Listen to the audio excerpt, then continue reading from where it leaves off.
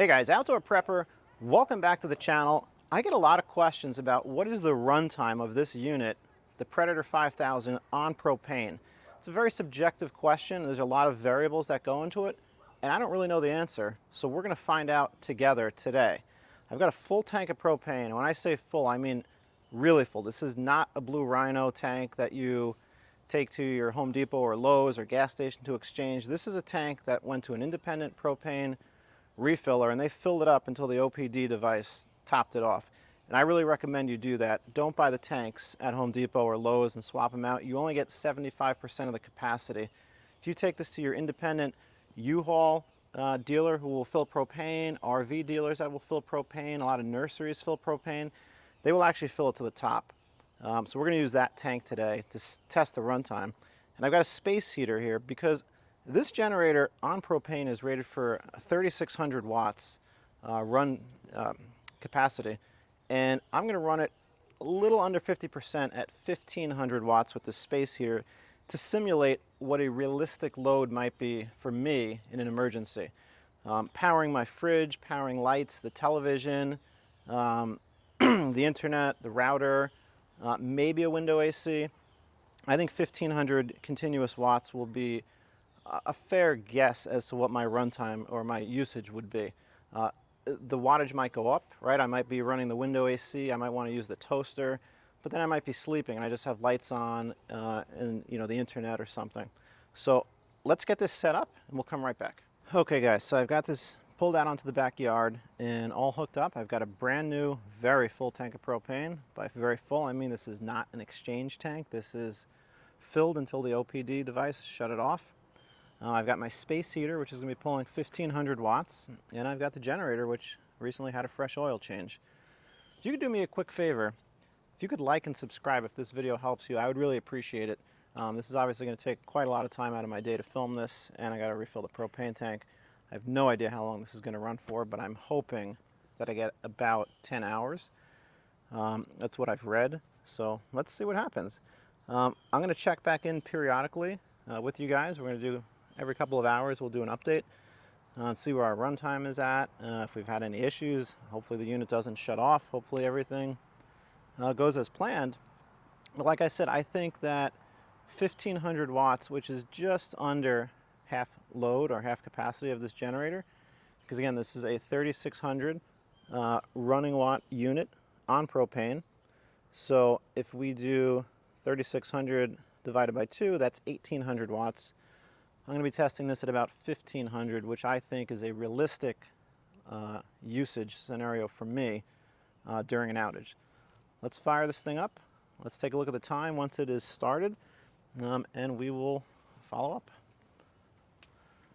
I'm going to go ahead and turn the propane on. Got my space heater right here. We're on propane on the switch. That is going to be on. We're probably going to have to start this more than once to purge the propane from the line. So let's see.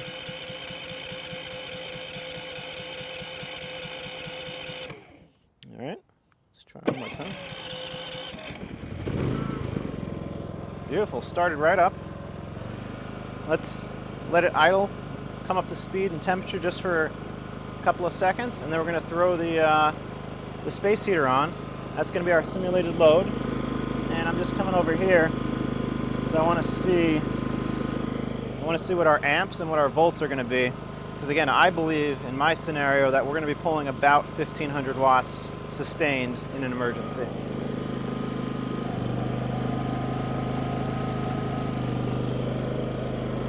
All right.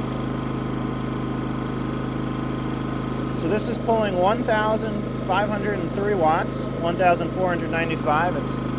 It's obviously fluctuating a little bit. And we're pulling 12.2 amps.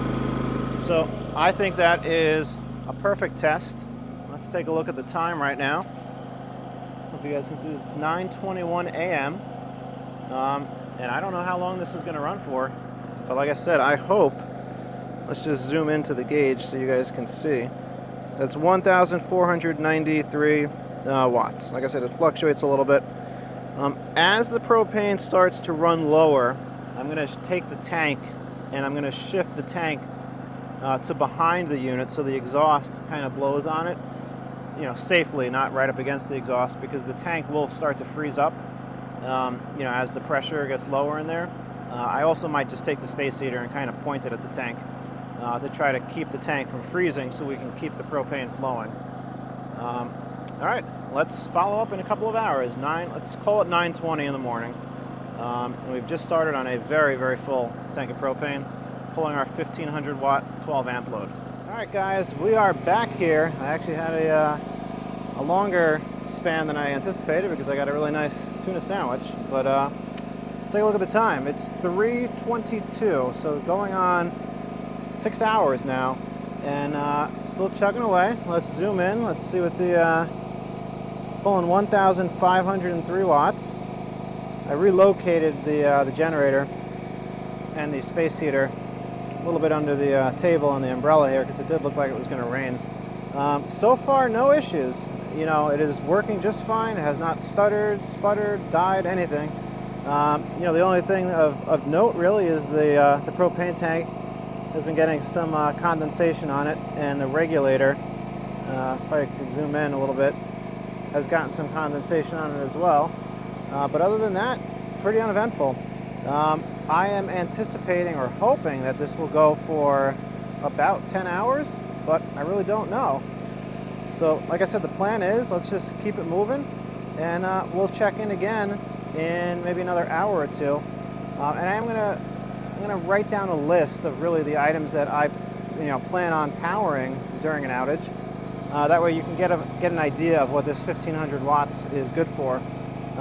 And as I showed you in another video, if you've not seen it, check it out on the channel.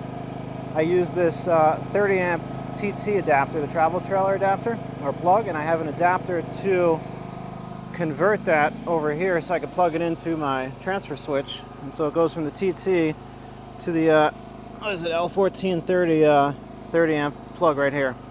So that's my plan if there's an outage of how I'm going to hook it up to the house.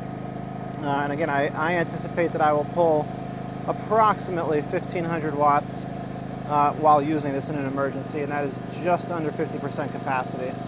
So that is the purpose of this video, is to try to get an understanding of how long a 20-pound barbecue tank will last. All right, let's check back in a couple of hours. All right, guys, Outdoor Prepper, I'm back. We are coming up on 8 hours of runtime. Let's take a look at the clock. It is 5:17, almost 5:20. At 5:20, that will be 8 hours. And we're still going strong. I don't see any signs of stopping, to be totally honest. The tank is still pretty heavy. I mean, it's obviously lighter than it was. We're burning fuel, but it is definitely still pretty heavy. At this rate, I definitely think we're going to get 10 hours. I hope we surpass it. Let's take a look at the gauge. Let's see the wattage that we're pulling. We're still pulling 1,503 watts. And I did a little calculation real quick to try to give some of you folks that are new to generators. And there's our space heater. I've got it aimed. The space heater is aimed at the tank, because like I said, the tank was getting some condensation on it, but it's doing pretty well. But I did some calculations. I'm just going to walk a little away from the generator to kind of describe what this is going to power for me, and so that you can get an idea roughly of what it might be able to power for you during an outage. So in terms of lighting inside the home or outside the home, I use all LEDs, and I would really recommend that if you don't, and you're getting a generator, that you switch to LED, because the power save is just enormous. If you think about it, an LED, your typical 60 watt LED bulb is about 10 watts with LED. If it was an incandescent 60 watt, it would be 60 watts. So a 100 watt bulb incandescent would be the equivalent of basically 10 60 watt LED bulbs. So for my home, I plan to power at most 15 lights all at the same time. And that's going to take a total of 150 watts because they're 60 watt LEDs.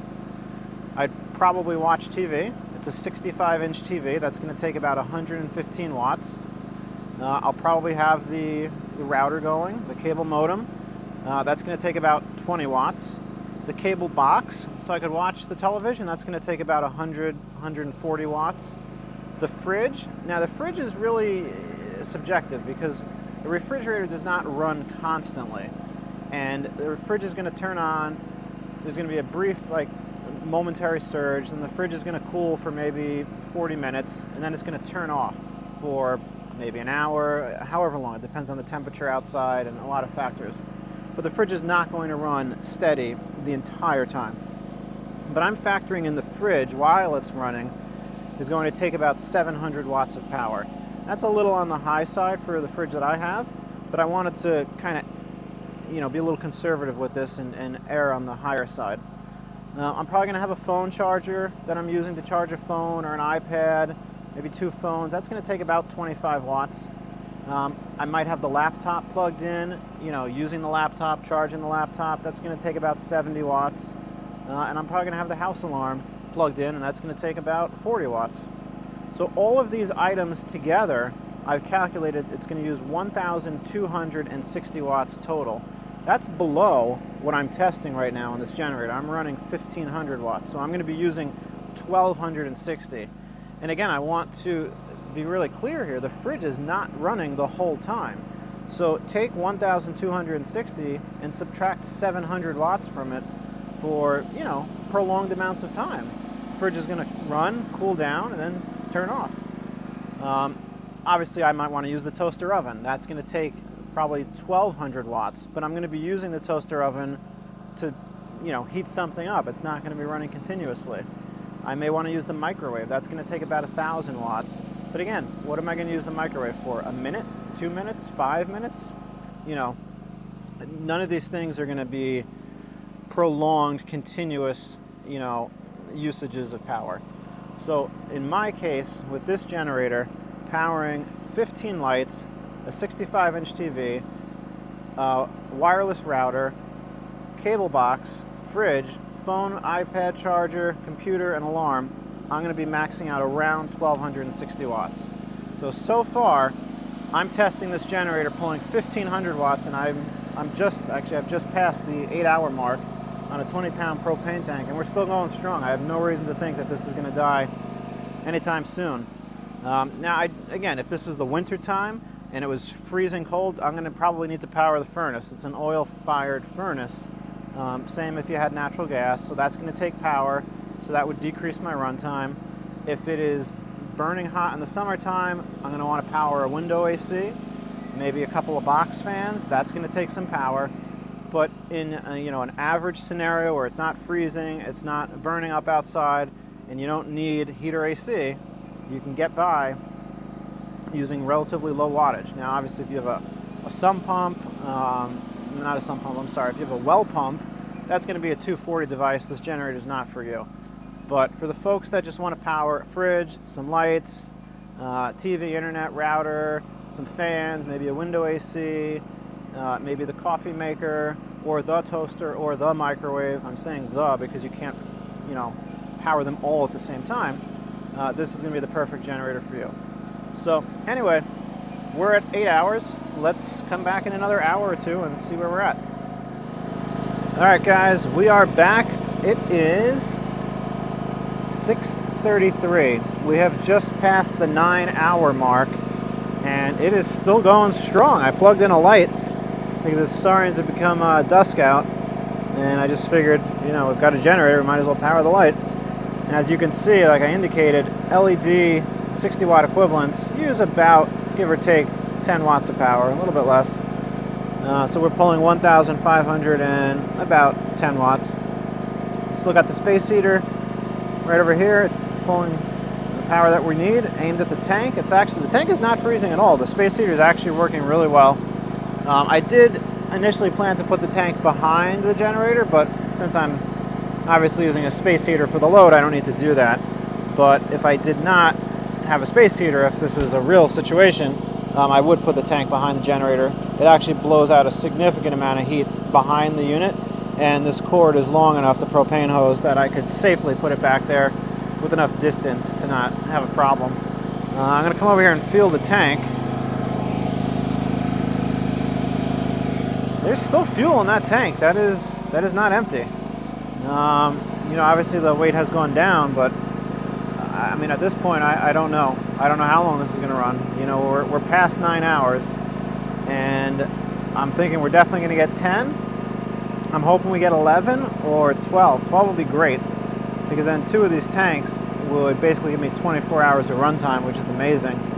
But let's keep it going. We'll check back in once we hit 10 hours, or if it dies first. After 10 hours, I'm not sure if I'm going to continue tonight. I might actually shut it down and we'll continue in the morning, but we'll play it by ear. So 6:35, let's check in at around 7:20. All right, and we're back. It is 7:23. We have just passed the 10-hour mark. Still pulling 1,510 watts. Still going. Let's get to 11 hours. At 11 hours, I might call it and then continue on in the morning, because, you know, I do have things I got to do tonight. I don't want to sit here all day. But shocking, we've made it to 10 hours. And again, it's 7:23. We started at 9:21 in the morning. So 10 hours. We'll check back in shortly. Okay guys, checking in again. It is 7:51 at night. So this has now been running for 10 and a half hours. I'm actually going to kill it right now, and we're going to resume the test again, probably tomorrow if it doesn't rain, or if it does rain, then the following day. But 10 and a half hours, we're going to kill it, and then we will resume and see where we end up. All right, so I turned the fuel off and that shut everything down. So like I said, 7:51, that was 10 and a half hours. I'll see you tomorrow. All right, guys, it's the next morning. I had to stop the test last night because it just got too late. So let's start it back up. I just turned on the propane tank. I turned on the red power switch. It's 10:47. Let's just call it 10:50 for ease of time tracking. Let's start it up, and then we'll get the load going again on the space heater.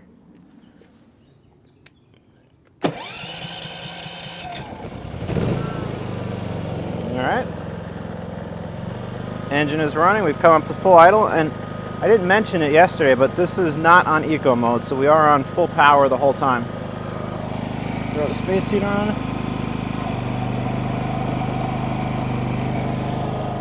All right, let's just get the gauge where you can see the wattage. Let me zoom in. We're back up to 1,490. Like I said, we're going to call it at 10:50. It ran 10 and a half hours last night. So let's resume the test, and we'll check back in about an hour. All right, we're back. It is 11:39. We are past the 11-hour mark now. And around 11:50, we will be at 12 hours. So shocked by the results. I'm going to be totally honest here. I did not think it would run this long at, you know, at just under 50% load. Just feeling the tank. The tank is definitely lighter, but there's still fuel in it. So 11:39, we're past the 11-hour mark.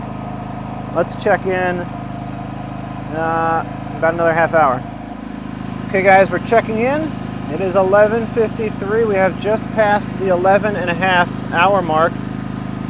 It does actually look like it's going to rain pretty soon, so I don't know how much longer this thing is going to run, to be honest. I'm blown away by the runtime.